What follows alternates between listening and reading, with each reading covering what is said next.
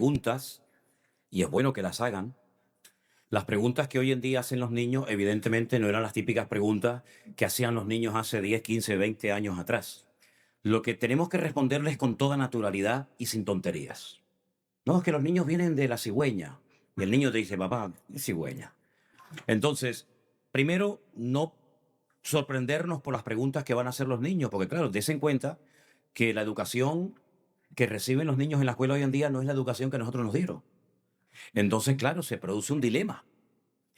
Tengo un amigo mío que vive en Tel Aviv, en Israel, y su hijo le dijo, papá, en ese momento el niño tendría 7, 8 años, le dice, papá, mi mejor amigo tiene dos papás. Y el padre le dijo, no, hijo, tu amiguito tendrá papá y mamá. Y dice que no, que tiene dos papás. Entonces, bueno, ahí se produjo una especie de lucha, ¿no? Y el papá dice, yo te voy a buscar el próximo día al colegio. Y entonces cuando fue al colegio, el hijo le dijo, mira, este es mi mejor amigo. Y mira, ¿ves cómo tiene dos papás? Porque el papá estaba con otro tipo. Entonces, ¿cómo le va a decir el padre? No, no, no tiene dos papás. Y el niño dice, pero tú no ves que son dos tipos, tú no ves que son dos papás. Entonces, primero, las preguntas que los niños van a hacer hoy en día son preguntas que uno, primeramente, no tiene por qué sorprenderse, porque estamos viviendo en otra generación, en otra época, donde se recibe otra educación y donde tanto ha cambiado las cosas. No responder con ira, ni con enojo, sino vamos a ver, mira, todo en la vida se divide en géneros. Y tú le sacas un pelo, un trozo de piel, trozo de piel muerta incluso a cualquier ser vivo, y automáticamente te dice si es macho o es hembra. Es verdad que en el mundo de la microbiología hay seres hermafroditas, ¿de acuerdo? Son macho y hembra. Incluso hay seres que el que para es el macho y no la hembra. Menos mal que eso no nos toca a nosotros, porque si no yo me muero, ¿no? Pero en la raza humana, en los mamíferos, hay género masculino y femenino. La enseñanza de que hay un tercer género o un género neutro, eso no se puede demostrar científicamente. A mí me hace mucha gracia porque recurren a los argumentos científicos cuando les interesa y cuando no, pues dicen, no, porque es así, ¿no? Pero yo quiero que usted me traiga aquí un día delante de mí a un macho, a una hembra y a un no sé qué. No, no te lo van a poder demostrar nunca en la vida, no, no te lo pueden demostrar, simplemente son cosas que se repiten y se enseñan y se inculcan, ¿verdad? Con toda esta ideología nueva que está generando en el mundo. Pero si nosotros recurrimos a la palabra de Dios como cristianos, la Biblia nos habla de dos géneros, macho y hembra, varón y hembra. Dice la Biblia que Dios lo creó así. Y en el mundo es lo que existe, en el mundo es lo que existe. Ahora, el día que la ciencia médica presente a un tercer género, las cosas van a cambiar. Pero es que no lo van a poder hacer nunca, porque eso es rotundamente falso. Entonces, una mentira no se convierte en verdad por más que la repitas. Entonces, si al niño le enseñan en la escuela, no, hay un tercer género, eso es mentira. Y yo le diría al niño, dígale al maestro que se lo demuestre científicamente. No porque un filósofo o no sé quién dijo esto o aquello, no, demuéstremelo científicamente. Y ahí se acabó la conversación, porque no te lo van a poder demostrar científicamente. Pero responderle con argumentos, ¿verdad? No decir, niño, no preguntes eso, porque entonces el niño se cierra y en vez de preguntarle a papá o a mamá, se lo va a preguntar al de la esquina y le va a decir algo completamente diferente a lo que tú le enseñas. Entonces, que el niño tenga la libertad de preguntar lo que quiera, porque a quien tienen que preguntar los hijos es a sus padres. Y hay de los padres que hayan perdido ese vínculo con el hijo, que ya el hijo ni siquiera se atreve a decirle a papá, mira que me está pasando esto. O mira, papá, que me dijeron esto otro. Eso sería una tragedia, que tus hijos pierdan la confianza y que tengan más que respeto, miedo. Eso jamás. Entonces, ustedes como maestras, lo que tienen que decir a los niños, hágame la pregunta que quiera. No se avergüencen, ni es nada malo preguntar. Al contrario, yo veo que es malo no preguntar. Pero preguntar es bueno y sano, y que sigan preguntando lo que quieran. Pero lógicamente uno tiene que estar preparado adecuadamente para dar una respuesta coherente, ¿verdad? ¿Sí? Es como, por ejemplo, a veces me dice la gente, me decía hoy una hermana, no, lo de la teoría de la evolución. Bueno, la misma palabra lo dice, es una teoría, pero es que hay 7. Pasa que la más extendida, la más, digamos, familiarizada por la gente, es la de la evolución, que no es que el hombre viene del mono. Esa no dice, la teoría de la evolución no dice eso, ¿no? No, el famoso Big Bang, es que el Big Bang es verdad, es que hubo un Big Bang, Pero es que la Biblia empieza desde otro punto de vista a contar la historia de la creación, pero efectivamente hubo un Big Bang. Mira, yo una vez hice una cosa en una reunión de jóvenes, muy interesante. La mayoría de ellos eran, muchos de ellos universitarios. Le dije, mira, tráigame, ¿cómo lo llaman aquí? Un globo, eso que se sopla. Ok, digo, tráigame un globo desinflado, con un rotulador, pónganle así como los dos ojitos, ¿no? Pongan así dos ojitos, la nariz y la boca. Ok, mídame la distancia entre el ojo derecho y el ojo izquierdo. Nada, 1 centímetro. Ok, inflelo. Cuando el globo se infla, mide la distancia ahora entre el ojo derecho y el ojo izquierdo, ¿no? Uy, 20 centímetros. Uy, pero ¿cuál es la verdad? Las dos son la verdad. Las dos son la verdad. Pasa que uno está inflado y otro está desinflado. Entonces, cuando usted mira el universo se está estirando a una velocidad constante. El universo no está quieto. El universo se mueve y se va estirando y estirando y estirando. Claro, la pregunta es, ¿hasta cuándo se va a estirar? ¿Volverá otra vez al inicio o llegará un momento que el universo ¡pum!, se quiebra y se crea otro universo y otras galaxias? Eso todavía no lo han respondido los científicos. Pero es verdad que el universo se está estirando como el chicle. Entonces, si la Biblia te cuenta la historia del globo desinflado de aquí para acá, lo que te cuenta es verdad. Pero la ciencia te cuenta la historia desde aquí hasta donde se ha estirado.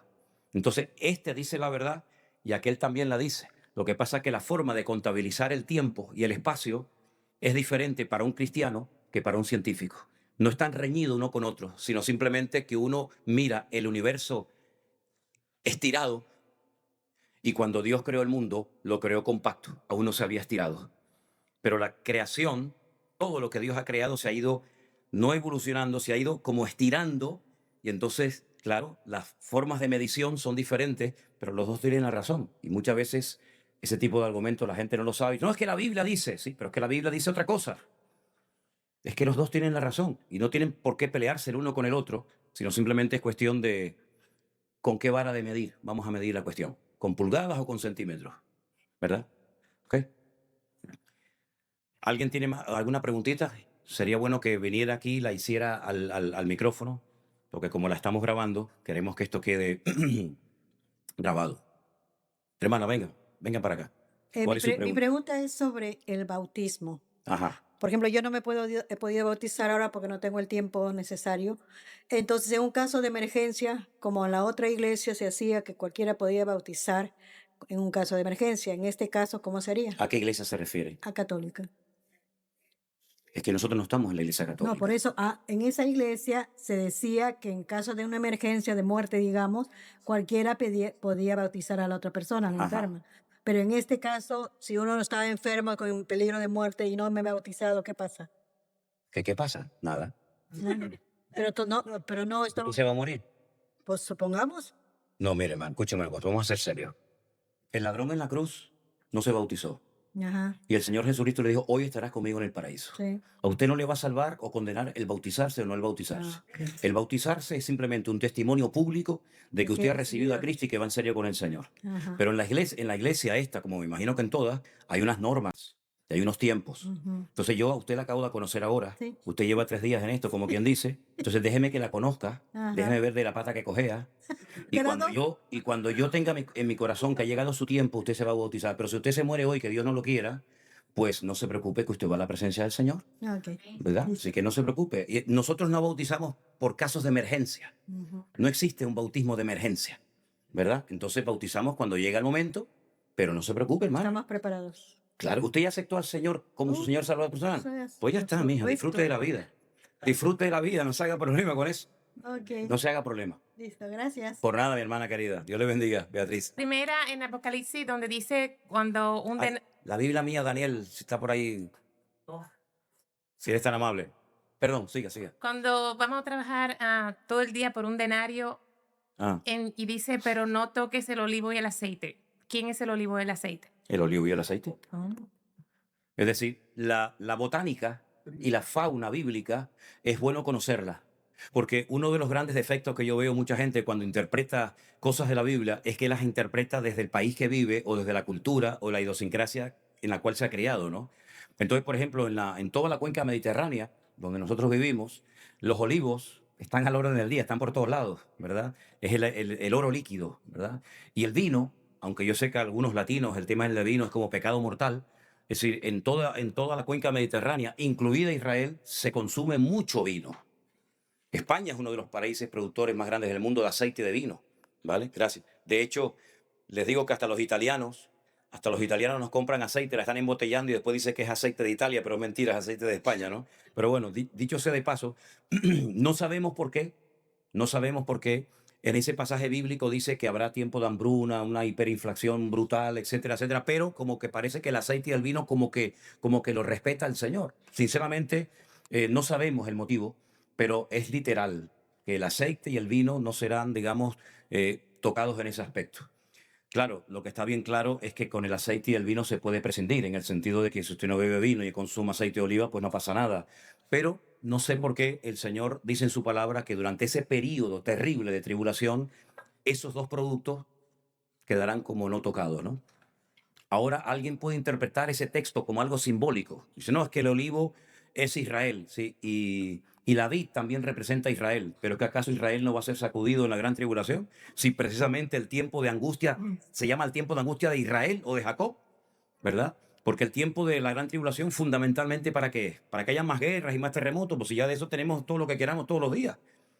El tiempo de angustia de Jacob o la gran tribulación es precisamente para que Israel caiga de rodillas y reconozca ya de una vez por todas que Cristo es el Señor, ¿verdad? Entonces no podemos decir que es algo, es que vamos a ver, las reglas de interpretación bíblica, es decir, lo que llamamos la hermenéutica, nos enseñan que si usted coge un capítulo y empieza a interpretar versículo por versículo de una manera, usted no puede llegar al siguiente versículo y cambiar la regla. Es decir, como dije antes, o con pulgadas o con centímetros, pero con las dos no se puede trabajar, no se puede trabajar con dos barajas, ¿verdad? Entonces, si es literal el capítulo, ¿por qué el versículo 7 y 8 es simbólico? No, tenemos que respetar la norma, el patrón, tiene que ir igual, eslabón por eslabón, ¿no? Así que bueno, ya te digo, por razones que no sabemos, por lo menos yo, el aceite y el vino, el Señor dice, no lo toques. Bueno, el Señor sabrá por qué, ¿verdad? ¿Y cuál es la otra? Gog, ¿es el anticristo? Ajá. ¿Es Gog el anticristo? Bueno, la palabra anticristo solamente la emplea en la Biblia el apóstol Juan. No aparece en ninguna otra parte más que en los escritos de Juan. El antimesías, ¿verdad? Pero lógicamente el Antiguo Testamento habla de este personaje político. Ujú. Es un personaje político de carne y hueso.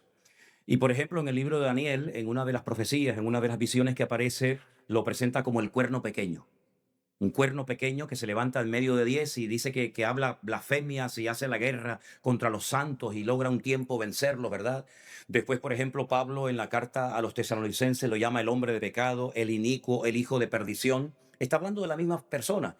Lo que pasa que el nombre define, digamos, la característica o la función de dicha persona. Es como, por ejemplo, ¿cuántos nombres recibe Cristo en la Biblia?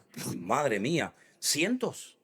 Cientos. El león de la tribu de Judá, el alfa y el omega, el príncipe de paz, el admirable, el consejero. Pero estamos hablando de la misma persona. Pero cada título te revela parte de su esencia o de su naturaleza. El Espíritu Santo, madre mía, espíritu de vida, espíritu de adopción, consolador, espíritu de gracia, espíritu de... Es lo mismo, pero con diferentes términos para que conozcamos un poco la esencia de lo que estamos hablando. Entonces, anticristo es alguien que se opone al Mesías. Pero ese título o ese nombre solamente se lo aplica a Juan. Es la misma persona, pero con diferentes nombres, depende del autor, depende de la persona. Ahora, hablan de God. God es un personaje que, según las profecías del libro de Ezequiel, es un personaje que viene del norte, ¿vale? De los confines. De los confines de la tierra. Pero no viene por su propia cuenta, sino que el Señor dice que lo agarra de aquí. Lo agarra de aquí y dice, te voy a traer aquí a mi tierra y aquí te voy a probar y aquí te voy a demostrar quién soy yo. Si no es que el anticristo dice, voy a atacar a Israel. No, tú vas a atacar a Israel cuando yo te diga. Y tú vas a entrar en mi tierra cuando yo quiera que entre. Y si no, no vas a entrar. ¿Vale? Entonces, God, en el judaísmo, es ese que nosotros llamamos en el Nuevo Testamento el anticristo. Ellos lo llaman God. O el asirio, Sí. que también lo llaman otros personajes el asirio, ¿verdad? Porque viene algunos dicen que viene con una confederación enorme de naciones procedentes del norte. God, Magog, Mesed y Tubal, ¿no? Esos nombres aparecen en el libro del Génesis, son descendientes de Noé y toda esta gente, ¿verdad? Así que God puede ser una referencia al mismo personaje del cual estamos hablando. ¿Ok? ¿Puedo seguir? Claro. Ok, yo soy nueva en todo esto y estoy aprendiendo con Pues, toda... fantástico, gloria a Dios, Ok. qué maravilla, qué maravilla. Entonces, una de las señales de los últimos tiempos será cuando la palabra del Señor llegue a los confines del mundo, ¿right? Sí, es una de las señales, sí. ¿Cómo podemos darnos cuenta de que ya todo el mundo sabe y conoce a Dios? Bueno, el mismo versículo te da la respuesta. Y cuando este evangelio sea predicado en todas las naciones de la tierra, entonces vendrá el fin. Por lo tanto, se ve que faltan todavía lugares por alcanzar para Cristo porque aún no ha llegado el fin. Ok, entonces ya tengo una pregunta, un advice, un consejo. ¿Un qué? Un consejo ¿Un consejo? para mí, Ah, para usted. sí. Ah, te lo das tú mismo. No, me lo va a dar usted. Ah, yo te lo doy. Ah, no, pensaba que se lo iba a dar ya a mí, ¿vale? Vale, perdón. Ok. No sé a veces cómo vivir porque uno peca aunque sea de pensamiento. Ajá. Entonces a veces no sé, porque como quiero no todos los días está pecando. Entonces quiero dejar de pecar, pero no puedo dejar de pecar. ¿Te puedo hacer una pregunta? ¿Te puedo hacer una pregunta? ¿Tú serías capaz de estar una semana entera sin pecar? No. No, vale, ok. Ni un día. No, espera, ya. Los tiempos y las ocasiones las pongo yo. 3 días. Es que hasta de pensamiento, a veces. No, ok. Un día, complicado también. Una pregunta, ¿y un minuto? Ay, ya. ¿Sí? 30 segundos, ¿qué le parece? Un minuto. Pues vive la vida minuto a minuto. Sí. Es decir, la Biblia dice en Romanos 8:1, ninguna condenación hay para los que están en Cristo Jesús, Señor nuestro. Usted puede tener malos pensamientos, yo también los tengo. Usted puede tener tentaciones, yo también las tengo. Pero una cosa es que te vengan esas cosas y otra cosa es que caigas en esas tentaciones. El mismo Señor Jesucristo, el santo varón, fue tentado, pero no pecó. Entonces, la lucha es real, ¿verdad? Pero también la fortaleza y la presencia del Señor cada día en tu vida es más poderosa y lo que a lo mejor hoy no puedes vencer y derrotar, mañana sí podrás. Pero quédate con ese consejo. Vive la vida minuto a minuto y vas a poder vivir feliz sin condenación alguna. Gracias. De nada. De nada.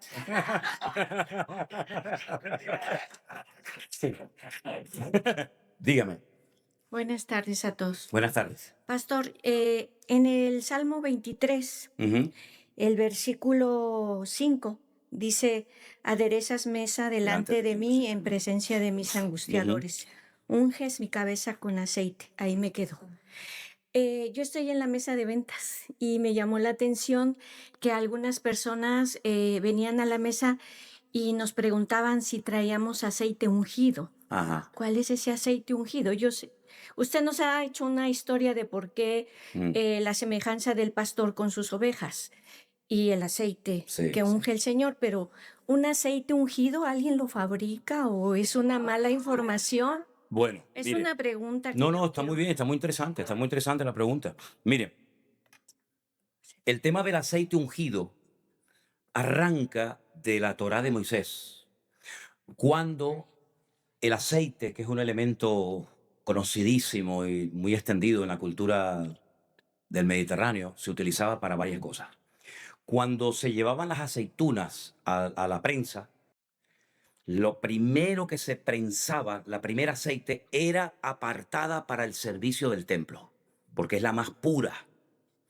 La segunda vez que se volvía a prensar la misma aceituna y seguía saliendo aceite, era para el uso común de la gente, para cocinar y para lo que fuera. Y la última prensa que se hacía, ya lo último, era para las lámparas de aceite. ¿Ok? Esas son las distintas calidades que hay del aceite, ¿no? Usted las prueba, hay gente que cata el vino y hay gente que cata el aceite y sabe que este es aceite virgen, esta tiene esto y este tiene un grado, lo que sea. Además, lo distingues por el color. Ahora, el aceite que se utilizaba para ungir a los profetas, a los reyes, a los sumos sacerdotes, o aparte del mobiliario del tabernáculo y posteriormente del templo, era un aceite especial que no se podía utilizar para otros usos más que para ese. Era un aceite santo, un aceite, bueno, consagrado solamente para el Señor. Solamente en el Nuevo Testamento hay un autor que habla de utilizar aceite para casos puntuales, para ungir enfermos, que es Santiago. Está alguno enfermo entre vosotros, dice, llame a los ancianos de la iglesia, únjalo con aceite y oren por él, y ya conocemos el resto de la historia. En ninguna otra parte, ni siquiera yo veo a Jesús ni a los discípulos utilizando en ningún momento aceite para ungir a los enfermos y orar por ellos. Pero en Santiago sí nos dice que se puede en un momento determinado ungir con un poquito de aceite la frente, la cabeza de una persona para orar por él. Si no, no hay ningún pecado hacerlo o no hacerlo. Ahora, cuando hace años se produjo un avivamiento muy famoso aquí en una parte de los Estados Unidos, y a mí me llamaron y me invitaron para que yo fuera a ver ese avivamiento, e invitaron a un montón de pastores y tal, yo fui y me llamaron la atención varias cosas cuando fui a esa iglesia, muy cerca de aquí. Resulta que a mí me habían dicho que la gente hacía colas, largas colas de horas, para poder entrar a la iglesia. Entonces, claro, cuando yo llegué a ese lugar y yo vi efectivamente esas colas multitudinarias, pues hombre, llama la atención, ¿no? Llama la atención ver un montón de gente esperando, haciendo cola para entrar a una iglesia. Pero lo que me llamó la atención es que cuando entré al templo nadie estaba de pie, sino que todos estaban sentados. Y yo dije, hombre, claro, ¿cómo no van a estar de pie fuera si la puerta de la iglesia está cerrada? Si yo, por ejemplo, voy a hacer un culto en una iglesia y yo digo, la puerta de la iglesia no se abre, bueno, estos días hemos visto, ¿no? En las cenas, ¿no? Se abre la puerta a las 6 de la tarde. Si usted llega y el otro, y el otro, y el otro a las 5, usted va a ver una cola de gente y dice, uy, fíjate, hay cola de gente para ir a ver al pastor Manuel Sierra. No, pero mire, escuchen una cosa. Si se hubiera abierto la puerta a las 5 de la tarde, la cola no estaría. La gente ya estaría dentro, pero claro, uno va y dice, uy, colas de gente, multitudes de personas esperando para el culto. Bueno, hermano, ábrele la puerta para que vea que no hay ni uno en la puerta de la calle. Entonces, esas cosas a mí muchas veces yo digo, cuidado. En uno de los cultos, cuando entrábamos todos para ir a la iglesia, pusieron una mesa enorme con botellitas así chiquititas de aceite. Entonces, a todos los que entraban le daban una, le daban otra. Entonces, cuando llegaron a mí, yo le pregunté al ujier, le digo, ¿esto qué cosa es? Y me dijo, esto es ungido, aceite ungida por nosotros para que se la lleven a sus países y se lleven el avivamiento. Y yo le dije, muchísimas gracias, no me hace falta. Vamos a estar comerciando con el aceite para yo llevarme en un frasco, y si se me rompe el frasco así, me pierde la maleta, no me llevo el avivamiento a España. Nadie puede fabricar un aceite ungido para llevarlo a una iglesia para que Dios haga milagros, señales y prodigios. Porque el que lo hace no es el aceite, es el Señor el que hace la obra. Porque al final vamos a terminar adorando el aceite en vez de adorar al Señor del aceite. Que es lamentablemente lo que muchas veces pasa. Y es lo que se ha extendido en el mundo católico, del clavo, de las pinas, de no sé qué y no sé cuánto. Entonces, no existe eso de aceite ungido. Ahora, en Israel, si ustedes van a muchas librerías, incluso librerías cristianas evangélicas, te venden aceite ungido. Que alguien quiere comprar un frasquito de aceite y llevarlo a su iglesia y orar por los hermanos, oiga, como si usted se quiere comprar un elefante, se lo lleva, a mí no hay ningún problema con eso. Pero no me venga a mí con el cuento de que ese aceite está ungido. Porque el que tiene que estar ungido es usted, no el aceite. Cuando le atribuimos a un elemento inanimado, como puede ser aceite, una piedra, una rama de perejil o tantas cosas, ¿verdad? Cuando le atribuimos un poder o una energía, le estamos robando la gloria a Dios.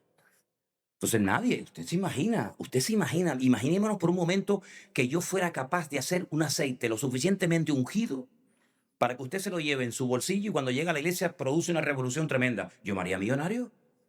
Imagínense, yo patento eso y me hago millonario. Pero es que eso no existe. Eso no existe. Por lo tanto, se puede utilizar aceite para ungir a una persona, no hay ningún problema, pero eso de que quién fabrica, dónde se fabrica el aceite ungido, no, mi hermana. ¿Y dónde lo embotellan?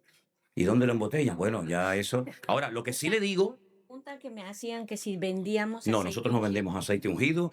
Si quiere, le traigo aceite Yo, por ejemplo, cuando voy a Israel, yo le llevo de regalo a amigos míos botellitas de aceite de oliva.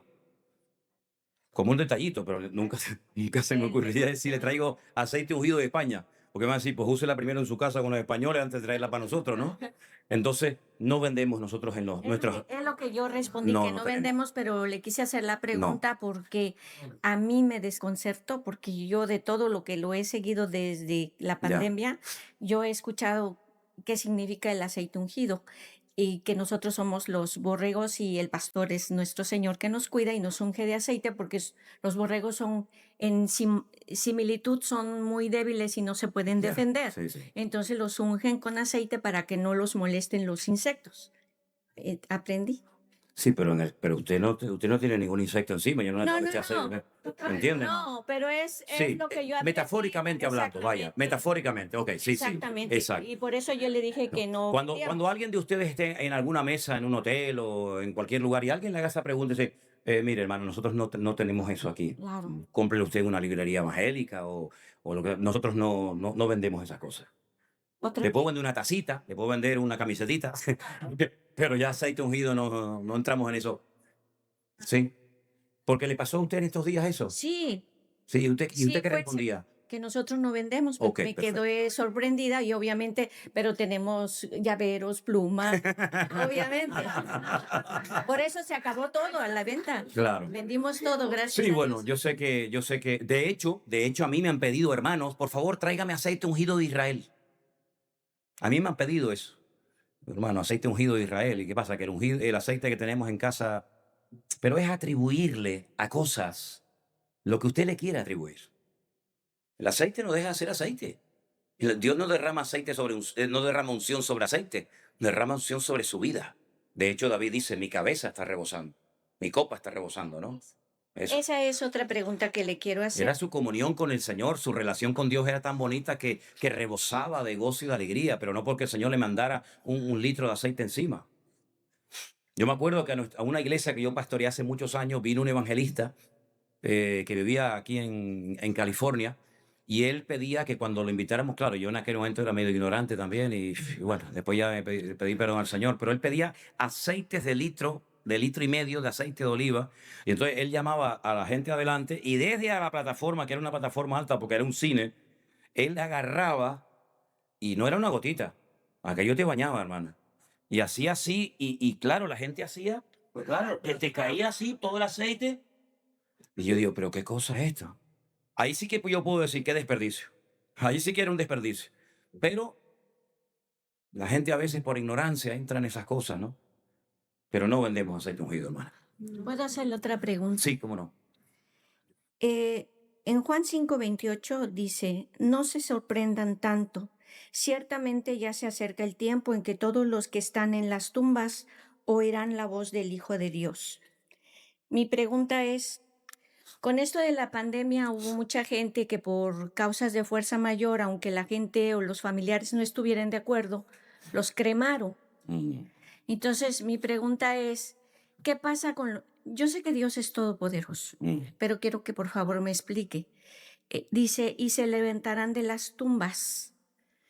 En 5:29 dice, y los que hicieron lo bueno saldrán a resurrección de vida, mas los que hicieron lo malo a resurrección de condenación. Mi pregunta es, ¿cómo se levantarán los que fueron enterrados en cuerpo y los cremados? Bueno, mire, cuando usted entierra a una persona, usted va al año y ahí no hay nada. Ahí hay polvo, no hay nada. Los huesos probablemente, pero los huesos también se terminan convirtiendo en polvo. Y los que murieron en una explosión, en un accidente aéreo, y los que los arrojaron a lo profundo de la mar, y los que pisaron una granada en un campo de batalla y salieron sus pedazos en 30.000 pedazos. Entonces, esa respuesta o esa pregunta de cómo resucitarán la explica el apóstol Pablo en 1 Corintios capítulo 15, cuando él dice lo siguiente, en este pasaje que habla de la resurrección de los muertos. Déjeme que le busque concretamente el texto. Dice, porque algunos preguntan, ¿cómo resucitarán? Ya esa pregunta se la hicieron hace años, ¿verdad? ¿Cómo resucitarán? ¿Cómo será la resurrección de la muerte? Y Pablo dice, se siembra en corrupción, se resucita en incorrupción. Se siembra en deshonra, se resucita en gloria. Se siembra en debilidad, resucitará en poder. Se siembra cuerpo animal, se resucita cuerpo espiritual.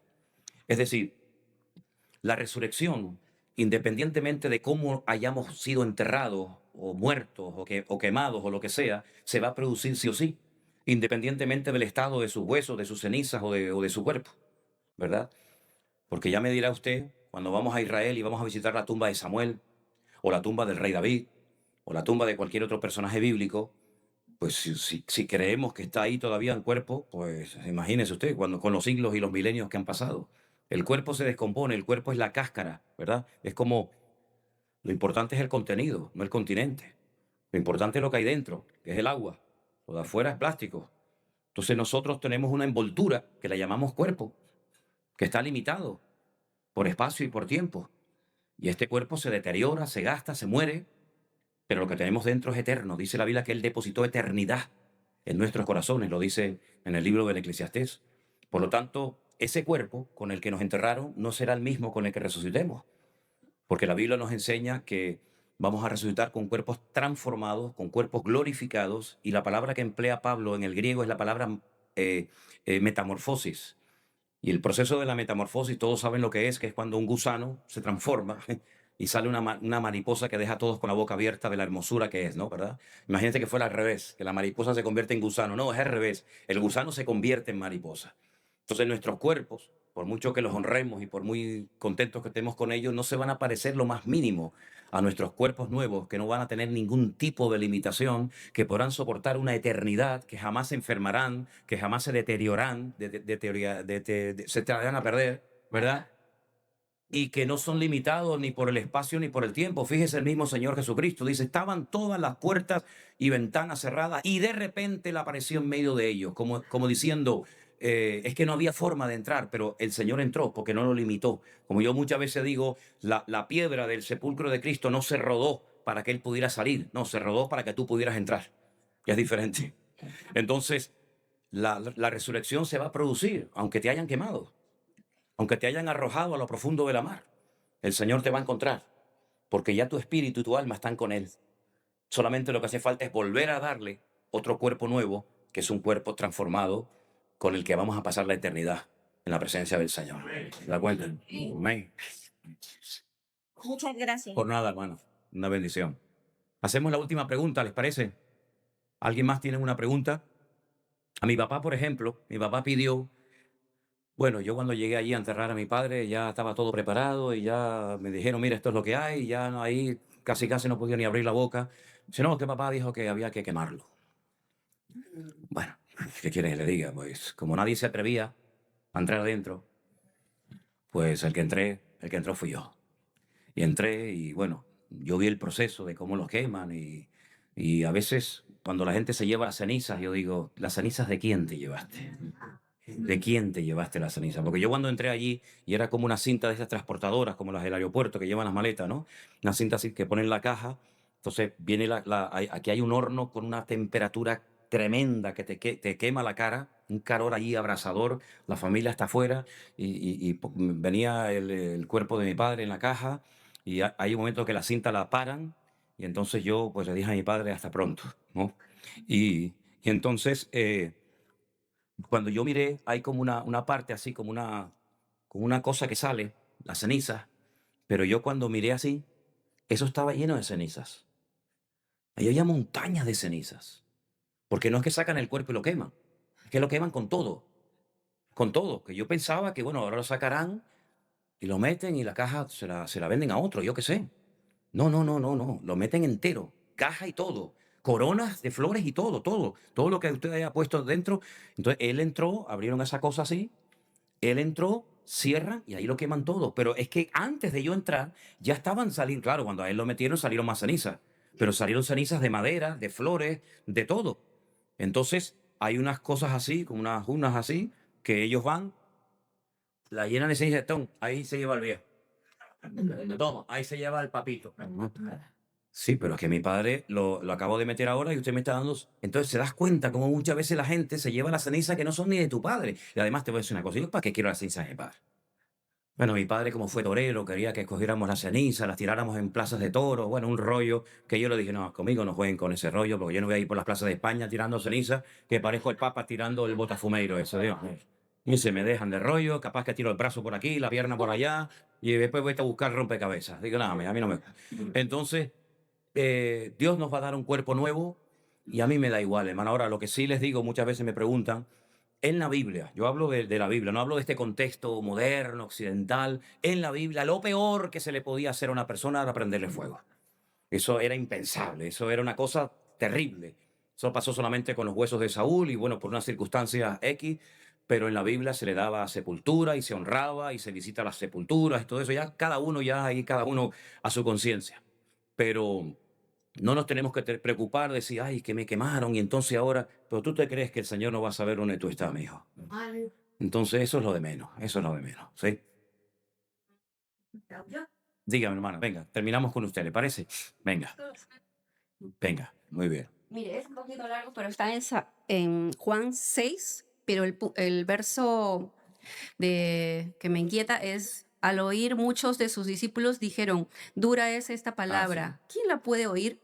Pero más arriba estaba el Señor Jesús enseñando en Capernaum a todos sobre acerca de la vida eterna, el pan de vida, yo soy ¿no? Yo descendido Sí. del cielo, y luego también más abajo dijo, el que come mi carne y bebe mi sangre tiene vida eterna. Estoy parafraseando nada más porque es largo. Sí. Y luego más abajo dice, este es el pan que descendió del cielo, no como vuestros padres comieron el maná. Y así. Entonces, mi pregunta es, esta parte donde dice, dura palabra es esta, ellos contendían, dice, y murmuraban. Y esto os ofende, le dijo el Señor. Entonces, ¿a qué se refería eso de la dureza del corazón? ¿Era porque ellos tenían duro el corazón, endureció, no entendían? ¿O era porque la dureza de su corazón había sido por las palabras que Jesús, que no podían entender que Él era Bueno, el es pan que, de vida? claro, Y la murmuración también, porque Sí. ellos murmuraban mucho. sí, sí. ¿Esa era la dureza de sus corazones? Bueno, te cuento, la murmuración es una cosa y la dureza del corazón es otra, son dos cosas diferentes, ¿no? A veces por la dureza del corazón murmuramos, ¿no? Pero lo que quiero decir con esto es que nosotros tenemos la ventaja de que yo puedo leer las palabras de Cristo cuantas veces quiera, hoy, mañana, pasado mañana y hasta que el Señor lo permita. Pero tú ponte en el lugar de los discípulos, ellos la primera vez en su vida que están escuchando esto. Nadie jamás había dicho, yo soy el pan de vida, el que no come de mi carne y bebe de mi sangre no tiene vida eterna. Eso no lo había dicho nadie. De repente tú eres un discípulo, tú eres un pobre pescador de Galilea y escuchas al Señor diciendo estas palabras. Claro, no tenían diccionarios bíblicos, no tenían Barclay, ni Matthew Henry, ni tenían Google, ni tenían nada de eso, sino eran palabras que las escuchaban ellos por primera vez en la historia, ¿verdad? Y por eso dice la Biblia muchas veces que Jesús les decía, lo que yo les estoy diciendo ahora, no lo van a entender. Lo entenderéis más adelante, lo entenderéis después. Porque en la vida, el conocimiento, la madurez, la fe y tantas cosas van creciendo y van madurando. Si tú no le puedes explicar conceptos de la Biblia a un recién convertido, ¿verdad? ¿Por qué? Porque es un bebé, porque es un niño. Y tiene primeramente una persona que aprender a sumar y después a restar y después a multiplicar y después a dividir, etcétera, etcétera. Por lo tanto, los discípulos estaban en ese momento como niños tiernos, ¿verdad? Y no solamente eso, sino que ellos no eran conscientes de quién tenían delante.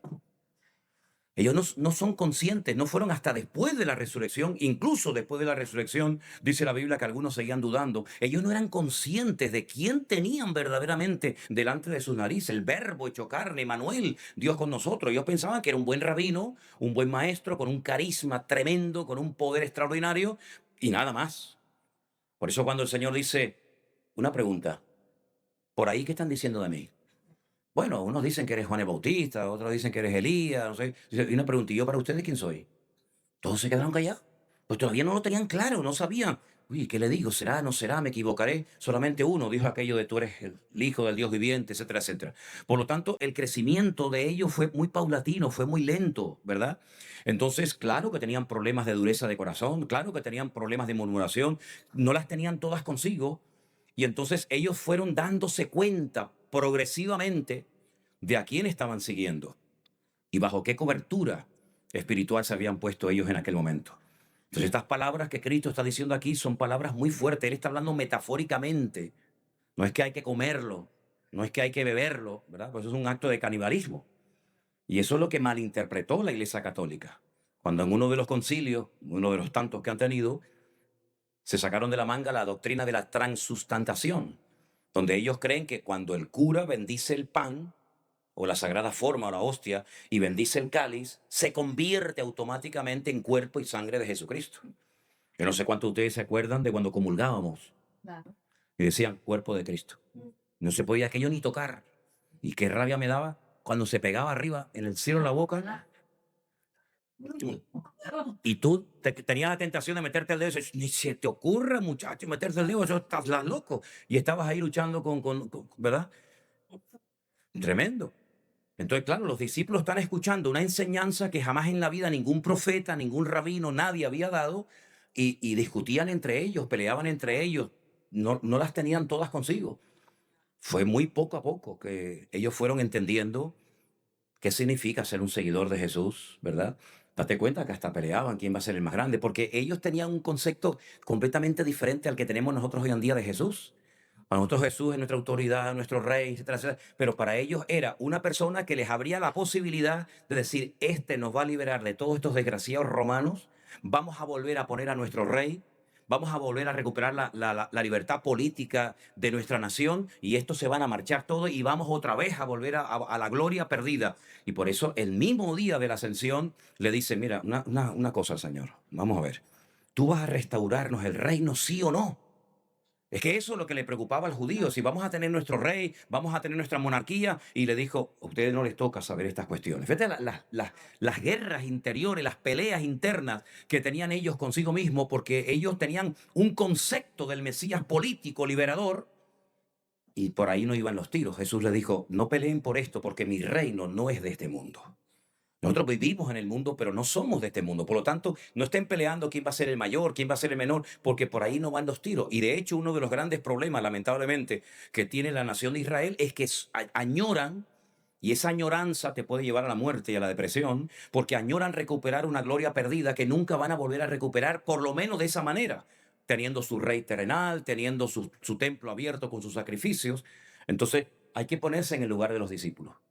Hay que ponerse en el lugar de ellos. Yo me pregunto, y si yo hubiera sido en ese momento discípulo de Cristo, ¿yo hubiera creído todo inmediatamente cuando el Señor lo daba? Yo creo que no. Yo creo que muchas veces, pero date cuenta que hay parábolas que tú y yo entendemos perfectamente. La parábola del sembrador. ¿Quién no la entiende? Las 4 formas de reaccionar el corazón humano ante la predicación de la palabra de Dios. Sí, claro, pero los discípulos dicen, ¿nos puedes explicar la parábola porque no la entendimos? Había cosas que un niño de una escuela dominical entiende hoy en día y te las puede compartir, y ellos no las entendían, porque ellos estaban haciendo la historia. Nosotros miramos hacia atrás y vemos la historia y vemos el recorrido y el cumplimiento del ministerio de Jesús, pero ellos estaban haciendo sobre la marcha. Es como cuando le dice el Señor a Marta y a María, que estaban dolidas con el Señor. Señor, te mandamos a llamar hace 4 días.